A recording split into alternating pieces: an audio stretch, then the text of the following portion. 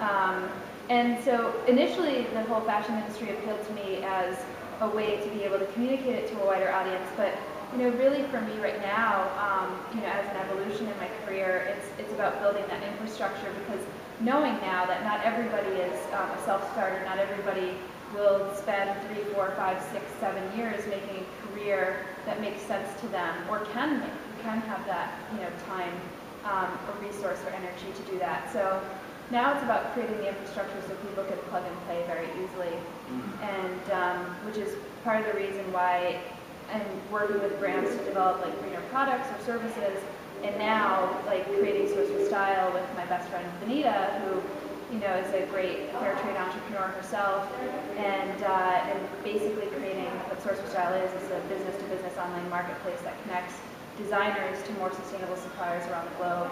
So we want to be able to support like suppliers who are socially compliant or environmentally preferable, and allow people the ability to source it more readily and discover it more readily, so they can communicate it out to their wearers and be able to design better so that it's a more sustainable system all the way around, economically as well as environmentally. Okay, so Source4Style is a portal. It's a platform for people to supply and purchase sustainable products, including sustainable fashion. It starts with the textiles and materials. So the base good for like what you would want to wear, and it's business to business. So it's not a consumer platform. It's a place where a designer could go to find his or her toolbox of what they'd want to use. And it looks like for the next 6 months we'll probably create like a more sophisticated directory. Whereas if he or she wants to get the material, then where can he or she go to do the dyeing or making the product? And we're getting all those requests already, and we launched it just this past October 4th. We launched it here in London at the House of Lords, and we're doing a couple private events. But it's just one of those things that really needed to get done, because in our initial market research, I always mention market research because we do it all the time, but in our initial market research we found that designers spend upwards of 85% of their time sourcing and not designing. Yeah.